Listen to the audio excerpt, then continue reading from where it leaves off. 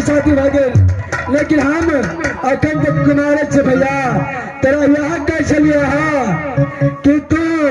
हमेशा पिताजी के पास में रह लेकिन तू पिताजी के साथ में बतिया नहीं चाहत ये सतीर मंदिर आप मालिक जवान भागेल से न कह सतीर मंदिर का कहते शादी करते मालिक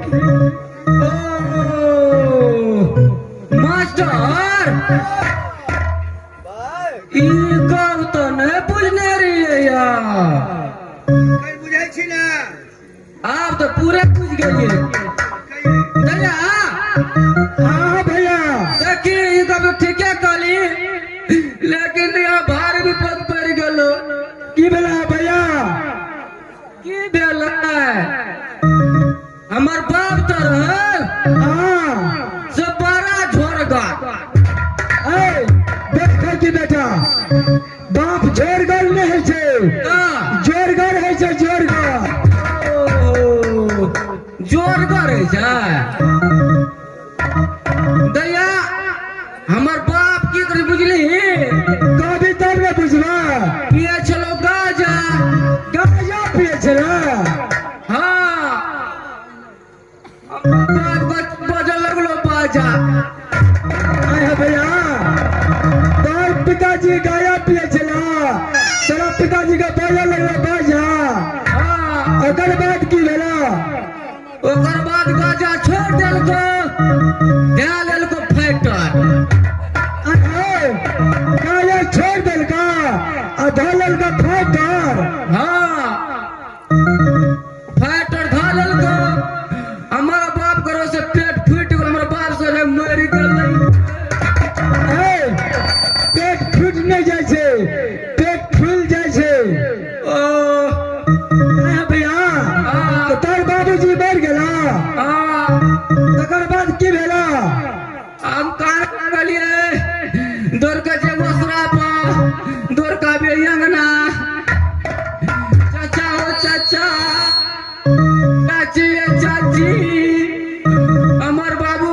गई चाची। आया भैया हाँ तू सर समाज का दौर दिराज का सब का कान के कह चला जे हे चाचा हे चाची हमर बाबू मर गेला हाँ तब की भेला है भैया उन्नस काका उन्नस चाची भगवान ने कानून ते छे दुनिया संसार में ओनाइते ठीक है कह चला उन्नस ने कान हम है बाप ओना रहते तो माली मलकान की कलू तो भर सभा के पहुंच गेलू। आय है तो बाबू जब मर गेला तो भैर सभा के तू नत रहा हाँ भर सभा को मुतलिए आय पेट खा के बेटा भैर सभा ने कहे छे तो भैर सभा के जे भैर सभा ओ भर सभा कुछ दिन रहत हमर मैं तेरे सो मर गेलई। आय है तो भारी विपत कर गेला है तोर बापो मर गेला आ तकर बाद तोर माइयो मर गेला हमारानी ओता से ओना की ओना चाची कानून सुन कैसा अनो से काकी अनो से चाची काकी एके भेले चाची एके भेले ये के भेले बुआ ने कानून हमें महाकल में सबको लगा ठीक है कहल का ओता कुछ दिन हमर मर गेले है तकर बाद तोर कनियो मर गेला हां तकर बाद की भेला खत्म भेले कोइरा कल के हवे हमर कनिया ये मलका पागल से तू के कहता जे हम तोर कनिया हेबा सुने कैसे भैया अब हम जैसे अपना माल में आराम करे लगल हां अब तो पिताजी के पास जा पिताजी के सब बात कहानी के सुना दिया पीछे ये बरसता ये धनिया का महीना अपना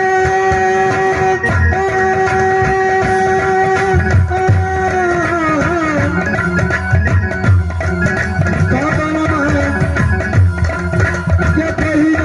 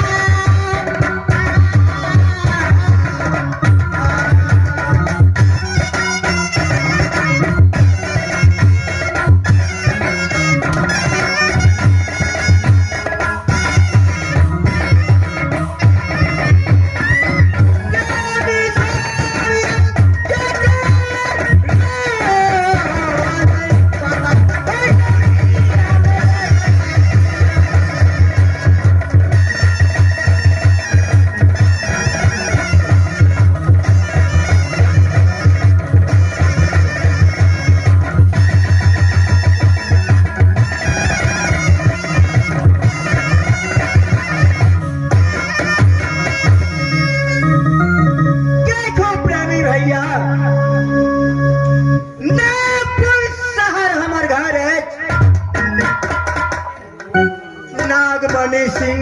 नाम, 14 कोस के नागपुर में। लेकिन सजना नागपुर में कोई नागपुर के चलने वाला विधाता एक संतान नहीं दिलक, सिर्फ एक लड़की। लेकिन रात दिन सोच में हमेशा रहे छी से राज के चलवे वाला विधाता कोई नहीं दिलक। लेकिन जाने पैदा एक लड़की, लड़की के नाम